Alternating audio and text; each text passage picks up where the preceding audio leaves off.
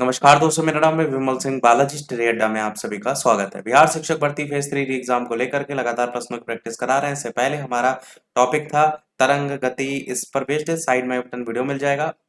आज का हमारा टॉपिक है ऊष्मा और तापमान। बाकी इससे पहले के सभी वीडियोस नहीं देखे हो तो प्लेलिस्ट में अलग से जाकर के देख सकते हैं।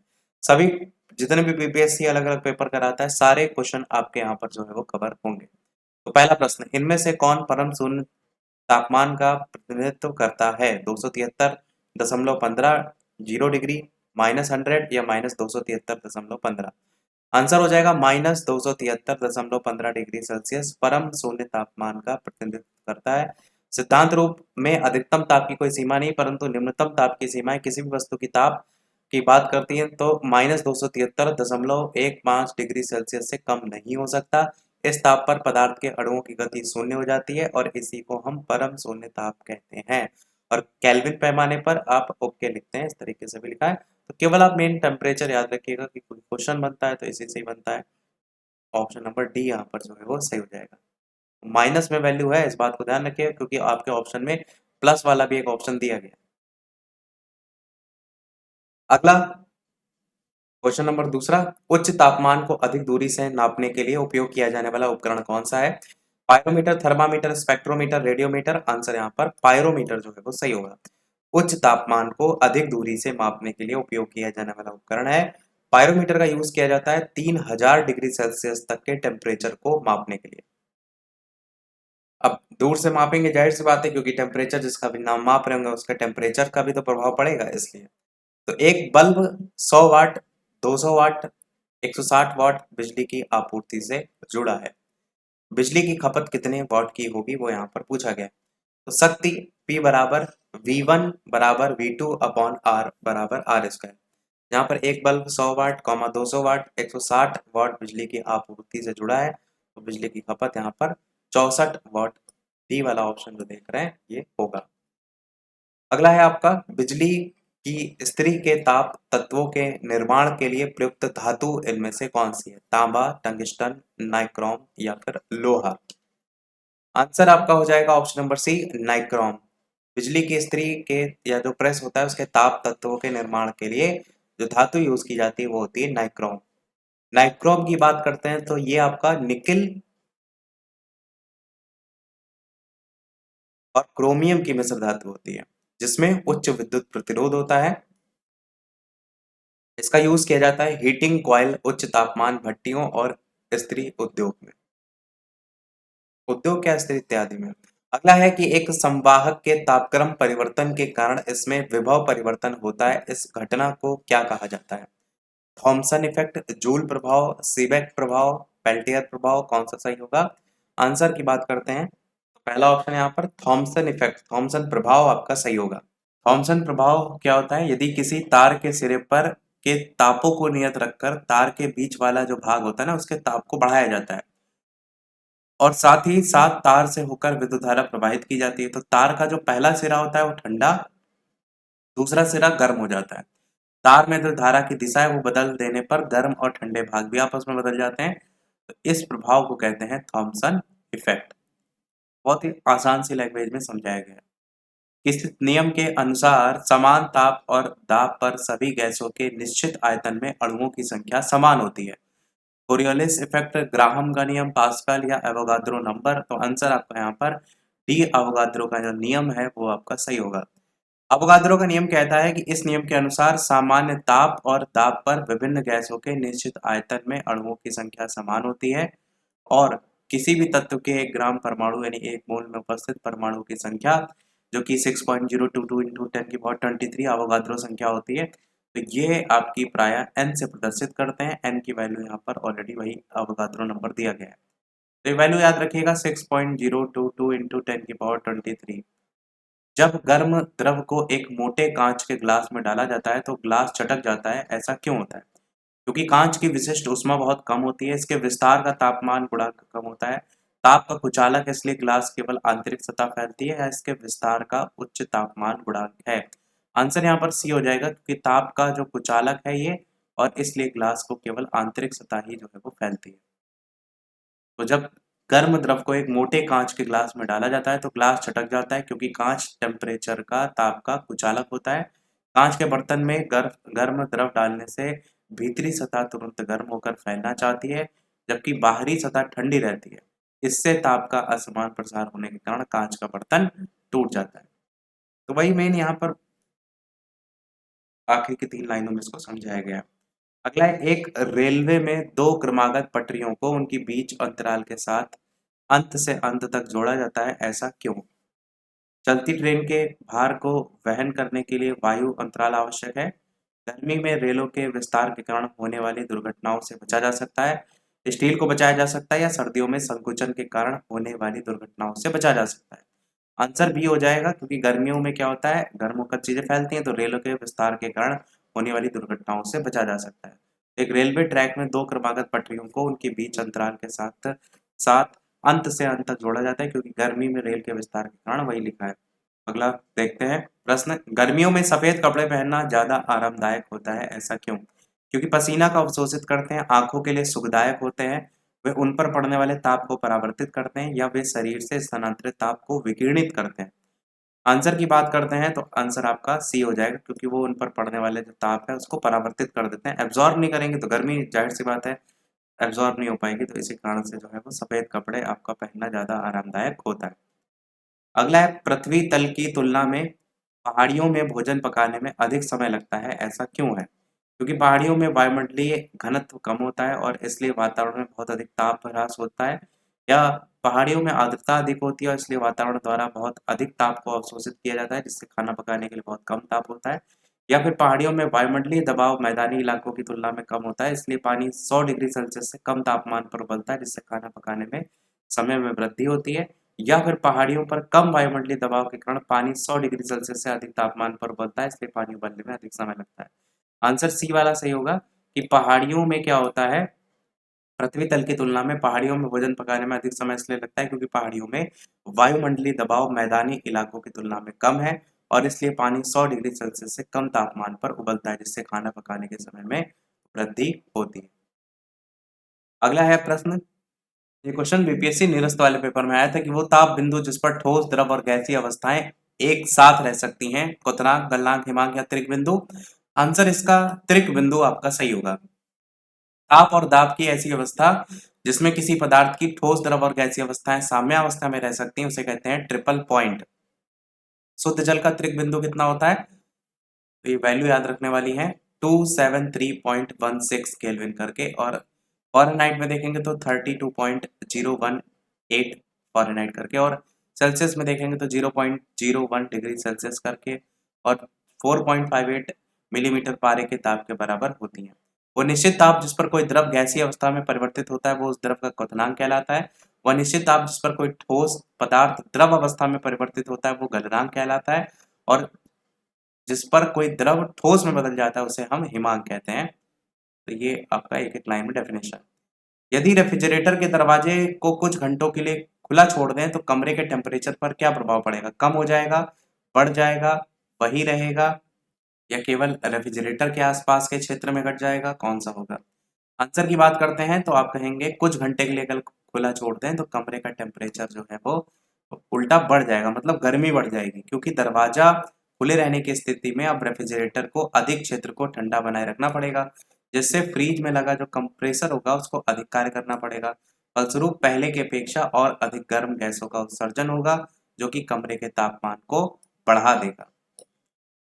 तो ऐसा मत सोचिएगा कि फ्रिज को एसी बना लें और दरवाजा उसका खोल लें। अगला है, प्रेशर कुकर में खाना जल्दी पक जाता है, ऐसा क्यों? क्योंकि उच्च दाब के कारण पानी निम्न तापमान पर उबलने लगता है, या फिर उच्च दाब के कारण पानी उच्च तापमान पर, या फिर कम दाब के कारण पानी कम तापमान पर, या निम्न दाब के कारण पानी उच्च तापमान पर। आंसर कौन सा होगा? बी वाला, यानी उच्च दाब के कारण पानी उच्च तापमान पर उबलने लगता है, इसी कारण प्रेशर कुकर में खाना जल्दी पक जाता है। क्योंकि उच्च दाब के कारण जल का क्वथनांक बढ़ जाता है, अर्थात उच्च दाब के कारण पानी उच्च तापमान पर उबलता है। दाब दोगुना करने पर जल का क्वथनांक बिंदु 100 डिग्री सेल्सियस से बढ़कर 120 डिग्री सेल्सियस हो जाता है। एक पंखा गर्मी के मौसम में आराम की अनुभूति पैदा करता है, क्योंकि पंखा ठंडी हवा की आपूर्ति करता है। ऐसा होता तो फिर एसी का काम ही क्या होता? हमारा शरीर हवा में अधिक गर्मी विकृत करता है, या फिर हवा की चालकता बढ़ जाती है, या फिर हमारा जो पसीना है वो तेजी से वाष्पित नहीं हो पाता है। कौन सा सही होगा? आंसर की बात करते हैं, डी वाला, हमारा पसीना तेजी से वाष्पित हो जाता है, ये आपका सही होगा। एक पंखा गर्मी के मौसम में आराम की अनुभूति पैदा करता है क्योंकि हमारा पसीना तेजी से वाष्पित हो जाता है, और वाष्पन एक ऊष्मा शोषी प्रक्रिया है, और इस प्रक्रिया में उस वाष्पित होने वाला द्रव शरीर से ऊष्मा अवशोषित करता है और हमें इस बात पे ठंडक का अनुभव होता है। अगला क्वेश्चन है कि किसके कारण पानी एक उत्कृष्ट शीतलन का कारक है? कम क्वथनांक, उच्च क्वथनांक, उच्च विशिष्ट ऊष्मा या कम विशिष्ट ऊष्मा? आंसर आपका सी हो जाएगा, उच्च विशिष्ट ऊष्मा। उच्च विशिष्ट ऊष्मा के कारण पानी एक उत्कृष्ट शीतलन कारक है। उल्लेखनीय कि स्थिर आयतन पर किसी गैस के 1 ग्राम द्रव्यमान का ताप 1 डिग्री सेल्सियस बढ़ाने पर के लिए आवश्यक ऊष्मा की मात्रा को कहते हैं उस गैस की स्थिर आयतन पर विशिष्ट ऊष्मा। तो ये टेम्परेचर याद रखिएगा। जल के अणुओं के बीच बहुत मजबूत हाइड्रोजन आबंध है जो कि उच्च अंतर आणविक बल में योगदान देते हैं। चूंकि अंतर आणविक बल ज्यादा है, इसलिए अंतर आणविक बलों को तोड़ने के लिए जल को अधिक ऊष्मा की आवश्यकता होती है। अगला है प्रश्न, एक सुचालक को दूसरे चार्ज किए गए सुचालक के पास लाकर बिना संपर्क बनाए चार्ज करने की प्रक्रिया को क्या कहते हैं? प्रेरण, चालन, संवहन, विकिरण? आंसर आपका प्रेरण यहाँ पर सही होगा। एक सुचालक को दूसरे चार्ज किए गए सुचालक के पास लाकर बिना संपर्क बनाए चार्ज करने की प्रक्रिया को प्रेरण कहते हैं, जबकि पदार्थ के कणों में सीधे संपर्क से ऊष्मा के संचार को चालन कहते हैं, और संवहन के अंतर्गत तरल पदार्थों में ऊष्मा का स्थानांतरण अणुओं की गति के द्वारा होता है। विकिरण ऊर्जा का एक रूप है जो कि तरंगों के रूप में उत्सर्जित होता है। अगला है प्रश्न 17 कि बहुत ठंड के मौसम में पानी का डैश जलीय जीवन को संरक्षित करने में मदद करता है? संकुचन, विस्तार, वाष्पीकरण या ऊर्ध्वपातन? आंसर क्या हो जाएगा? ऑप्शन बी यानी विस्तार। बहुत ठंड के मौसम में पानी का विस्तार जलीय जीवन को संरक्षित करने में मदद करता है। सर्दियों में ठंड हवाओं के संपर्क में आने से झील की सतह का पानी बर्फ बन जाता है, लेकिन सतह के नीचे का पानी नहीं जमता है क्योंकि बर्फ ऊष्मा की कुचालक होती है। बर्फ के नीचे पानी का जो टेम्परेचर होता है वो 4 डिग्री सेल्सियस आपका होता है, जिसमें जलीय जीव आसानी से जीवित रह सकते हैं। वही बात की गई उसके विस्तार को लेकर के कि विस्तार जो है वो जलीय जीवन को संरक्षित करने में मदद करता है। यदि एक फुलाया हुआ गुब्बारा जलते बल्ब के पास लाया जाता है तो वह फट जाता है, ऐसा क्यों? गुब्बारा पिघल जाता है, प्रकाश किरणें गुब्बारे में छेद कर देती हैं, या गुब्बारे के अंदर की हवा गर्म हो जाती है और गुब्बारे के भीतरी दीवार पर दबाव बढ़ा देती है, या फिर ताप गुब्बारे में छेद कर देता है? आंसर सी सही हो जाएगा। यदि फुलाया हुआ गुब्बारा जलते हुए बल्ब के पास लाया जाता है तो गुब्बारे के अंदर की हवा गर्म हो जाती है जिससे उसके आयतन में विस्तार होता है, अतः गुब्बारे के भीतर भीतरी दीवारों पर दबाव बढ़ जाता है जिससे वो फट जाता है। अगला कह रहा है दाब के बढ़ने पर किसी पदार्थ के उबाल बिंदु पर कैसा प्रभाव पड़ेगा? बढ़ेगा, घटेगा, वही बना रहेगा या शून्य हो जाएगा? अगर दाब को बढ़ाया जाएगा तो उबाल बिंदु भी आपका बढ़ जाएगा, ये आपका पहला ऑप्शन सही हो जाएगा। उदाहरण के तौर पर जैसे प्रेशर कुकर में आप देखते हैं तो दाब में जब वृद्धि होती है जिसके कारण कुकर में स्थित भोजन का उबाल बिंदु बढ़ जाता है जिससे भोजन आपका जल्दी पक जाता है। अगला है प्रश्न, इनमें से कौन सा ऊष्मा का सबसे अधिक कुचालक है? तांबा, सीसा, पारा या जस्ता? आंसर आपका यहाँ पर पारा जो है वो सही हो जाएगा। वे पदार्थ जिनमें विद्युत धारा का प्रवाह आसानी से हो जाता है वो कहलाते हैं चालक पदार्थ, जैसे कि चांदी हो गया, तांबा हो गया।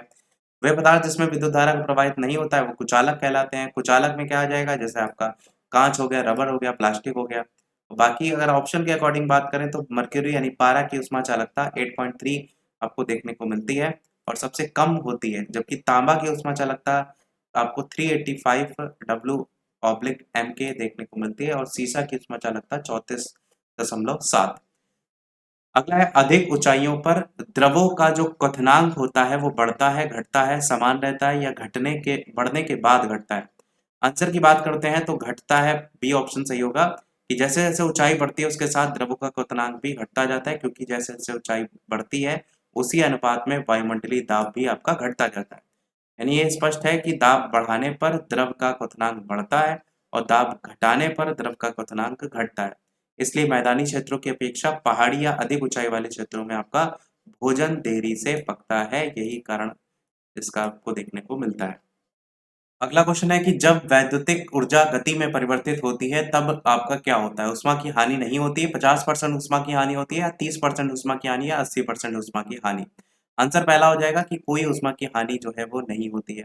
ऊर्जा संरक्षण का सिद्धांत कहता ही यही है कि आपका ऊर्जा का कभी क्षय नहीं होता है, केवल इसे एक रूप से दूसरे रूप में परिवर्तित किया जा सकता है। वैद्युतिक ऊर्जा गति में परिवर्तित होती है तब ऊष्मा की कोई हानि नहीं होती है। डायनेमो के द्वारा यांत्रिक ऊर्जा को विद्युत ऊर्जा में और वैद्युत मोटर के द्वारा विद्युत ऊर्जा को यांत्रिक ऊर्जा में परिवर्तित किया जाता है। अगला क्वेश्चन देखते हैं। लगभग आधे से ज्यादा क्वेश्चन अब तक करा चुके हैं। वीडियो सभी लोग लाइक शेयर सब्सक्राइब अवश्य करते रहिएगा और साथ ही साथ टेलीग्राम चैनल पर जो भी नहीं जुड़े हो बालाजी स्टडी डेटा सर्च करके जुड़ जाइएगा। साथ ही साथ वीडियो के लिए लाइक का टारगेट 400 लाइक का है, कंप्लीट जल्दी से कर दीजिएगा ताकि पीडीएफ टेलीग्राम चैनल पर हम आपको भेज पाए। साथ ही साथ इससे पहले की जो पीडीएफ भेज चुके हैं वो आप टेलीग्राम चैनल से डाउनलोड कर लीजिएगा। आंसर की बात करें तो 50 डिग्री सेल्सियस का मान फ़ारेनहाइट स्केल में क्या होगा, इसको निकालने के लिए आपको 37 डिग्री सेंटीग्रेड की वैल्यू पता होना चाहिए। फ़ारेनहाइट में तो 98.6 डिग्री फ़ारेनहाइट होती है, जबकि 50 सेंटीग्रेड की बात करें तो 122 डिग्री फ़ारेनहाइट आ जाएगा। और फॉर्मूले के थ्रू आप इसे निकालेंगे। फॉर्मूला क्या है, C माइनस 0 अपॉन में 100 बराबर F माइनस 32 अपॉन 180। अब यहाँ पर वैल्यू सारी रख देंगे और लास्ट में आपका जो फ़ारेनहाइट में वैल्यू है 122 डिग्री फ़ारेनहाइट आपकी आ जाएगी। इस फॉर्मूला इसमें इन्होंने वैल्यू पुट करके रखा है, वैसे आपको फॉर्मूला पता होना चाहिए। C/5 बराबर F माइनस 32 अपॉन 9, इस तरीके से ये होता है। डायरेक्ट लिखा है इसलिए बता दिया। अगला क्वेश्चन है, ऊंचे स्थान पर पानी 100 डिग्री सेल्सियस से कम तापमान पर खौलने लगता है, ऐसा क्यों है? क्योंकि निम्न वायुमंडलीय जो दबाव है उस पर पानी का क्वथनांक कम हो जाता है, या ऊंचे स्थानों पर गुरुत्वाकर्षण का बल कम हो जाता है, ऊंचे स्थानों पर हवा तूफानी हो जाती है। कौन सा सही होगा? आंसर हो जाएगा पहला, क्या कि ऊंचे स्थान पर पानी 100 डिग्री सेल्सियस से कम तापमान पर खौलने लगता है क्योंकि पहाड़ों पर निम्न वायुमंडलीय दबाव पर पानी का जो क्वथनांक है वो आपका कम हो जाता है, इसलिए पानी 100 डिग्री सेल्सियस से कम ताप पर ही आपका उबलने लगता है। अगला है आपका, वाष्प से जलने पर खौलते पानी से जलने की अगर कंपैरिजन में बात करते हैं तो अधिक तकलीफ होती है, ऐसा क्यों होता है? वाष्प शरीर के अंदर प्रवेश करता है, या फिर पानी अधिक भारी होता है, या फिर वाष्प में ज्यादा आक्रामक क्षमता है, या गुप्त ताप होता है? तो आंसर क्या हो जाएगा, गुप्त ऊष्मा आपको देखने को मिलती है वाष्प में, वही आपका मेन कारण होता है। जब किसी द्रव को गर्म करते हैं तो प्रारंभ में द्रव का ताप बढ़ता है, परंतु कुछ देर बाद ताप स्थिर हो जाता है, द्रव उबलने लगता है। इस प्रकार उबलते हुए द्रव को दी जाने वाली गुप्त जो ऊष्मा होती है उसका ताप नहीं बढ़ाती बल्कि अवस्था परिवर्तन में व्यय होती है। इसे वाष्पन की गुप्त ऊष्मा जो है वो कहते हैं। वाष्प में क्वथनांक की ऊष्मा के अलावा वाष्पन की गुप्त ऊष्मा भी होती है, इसलिए वाष्प से जलने पर अधिक तकलीफ होती है। मेन वही पॉइंट है, गुप्त ऊष्मा जो है मेन कारण होता है। अगला है, ऊष्मा की कुंडली बनी होती है लोहे इस्पात नाइक्रोम या टंगस्टन? आंसर यहाँ पर नाइक्रोम की सही हो जाएगा। ऊष्मक कुंडली अर्थात हीटिंग कॉइल नाइक्रोम की बनी होती है। 80% निकल और 20% क्रोमियम धातुओं से तैयार की गई मिश्र धातु से बनाया गया नंगा तार नाइक्रोम तार जो है आपका कहलाता है। इसका यूज किया जाता है हीटिंग एलिमेंट बनाने के लिए। अभी ऊपर आया था ना प्रेस वाला क्वेश्चन, वो भी यही से संबंधित था।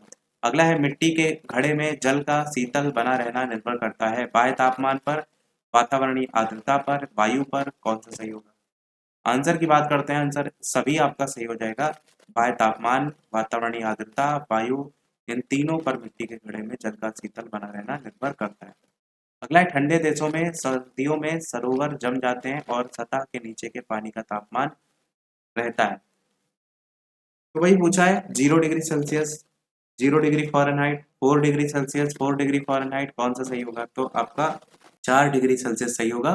ठंडे प्रदेशों में सर्दियों में सरोवर जम जाते हैं क्योंकि जल के जमने की क्रिया ऊपर से नीचे की ओर होती है, जिसके कारण तालाब के ऊपर की तो परत जम जाती है, नीचे वाला जो भाग होता है 4 डिग्री सेल्सियस पर जल की अवस्था में आपका रहता है। सभी द्रव गर्म किए जाने पर आयतन में बढ़ते हैं, परंतु जल 0 डिग्री सेल्सियस से 4 डिग्री सेल्सियस तक गर्म करने पर आयतन में घटते हैं। इसका मतलब है जल का घनत्व जो है वो 4 डिग्री सेल्सियस पर आपका अधिकतम होता है। अगला है, 100 डिग्री सेल्सियस किसके बराबर होता है? फ़ारेनहाइट में सारी वैल्यू दे रखी हैं, 0 डिग्री, 100 डिग्री, 180 या 212। आंसर हो जाएगा 212 डिग्री फ़ारेनहाइट के बराबर ये होता है। F बराबर n upon 9/5 into c plus 32। Value यहाँ पर सेल्सियस में जो दे रखी है उसको आप यहाँ पर रखेंगे, तो यहाँ पर सी की जगह 100 आ जाएगा, तो 9/5 गुणे 100 आ जाएगा, प्लस 32 ऑलरेडी है। यहाँ पर इसको सॉल्व करेंगे, 180 आएगा प्लस 32 यानी 212 जोड़ने पर आपका आ जाएगा। ये फॉर्मूला बेसिकली याद रखिएगा, क्वेश्चन अगर बनेगा तो यहाँ से आप जो है वो कर पाएंगे। अगला है, 40 डिग्री सेल्सियस का मान फ़ारेनहाइट स्केल में कितना होगा? यहाँ भी इसी प्रकार से ऑप्शन है, यहाँ पर भी आपका फॉर्मूला और यहाँ पर भी वैल्यू रखने पर 104 निकल करके आपका फ़ारेनहाइट में वैल्यू आ जाएगी। यहाँ पर इन्होंने हर जगह अलग-अलग फ़ॉर्मूला रखा है, स्टार्टिंग में जो मैंने बताया था उसी फ़ॉर्मूले के थ्रू आप डायरेक्ट इसे कर सकते हैं। अगला ठंड के दिनों में लोहे के गुटके और लकड़ी के जो गुटके हैं उनको प्रातः काल छुएँ तो लोहे का गुटका ठंडा लगता है, ऐसा क्यों होता है? क्योंकि ताप जो होता है लोहे के गुटके का वो लकड़ी के गुटके से कम होता है, या फिर इसकी तुलना में लोहा ऊष्मा का अच्छा चालक है, या फिर इसकी तुलना में लोहा ऊष्मा का खराब चालक है, या फिर लोहे का गुटका लकड़ी से भारी होता है। आंसर बी वाला हो जाएगा क्या कि लकड़ी की तुलना में लोहा ऊष्मा का अच्छा चालक होता है, इसी के कारण आपको देखने को मिलता है। बाकी इसमें ऐसा कोई नया पॉइंट नहीं लिखा है। अगला है सेल्सियस स्केल पर मानव शरीर का जो सामान्य तापमान होता है वो कितना होता है? सेल्सियस स्केल पर तो कितना हो जाएगा? आंसर आपका यहाँ पर सी 36.9 डिग्री सेल्सियस आपका हो जाएगा। ये 98 कई बार पढ़ते हैं तो ये फ़ारेनहाइट में वैल्यू होती है।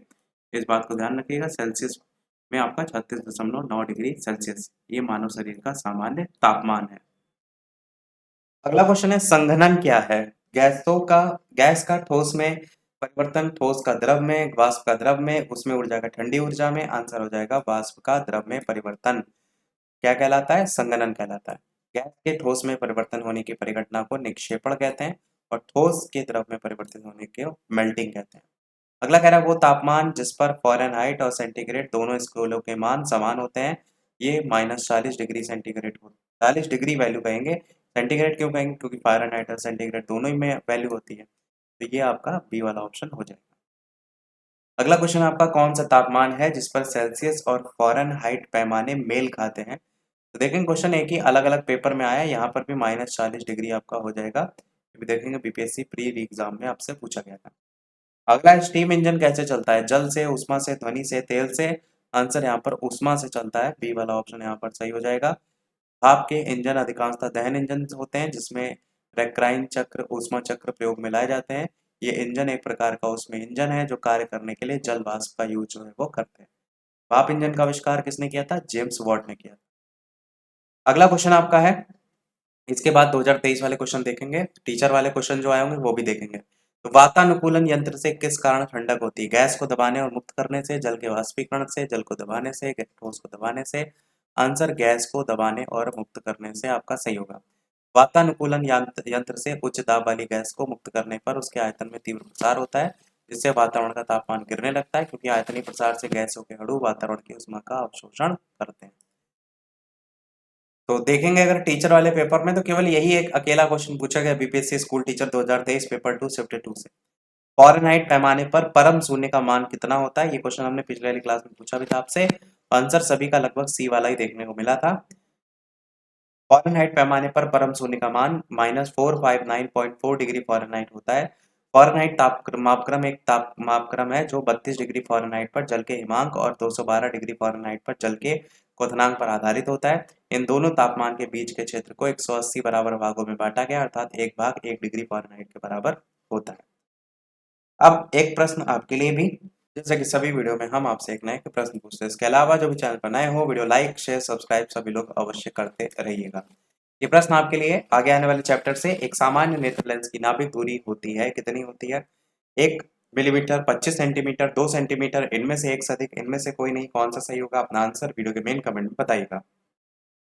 ये क्वेश्चन पीआरटी में ही पूछा गया था और करवा भी चुके हैं, तो उम्मीद है सभी का आंसर आएगा। आज के वीडियो में फिर इतना ही रखते हैं, मिलते हैं अगले वीडियो में। तब तक के लिए सभी को नमस्कार, जय हिंद।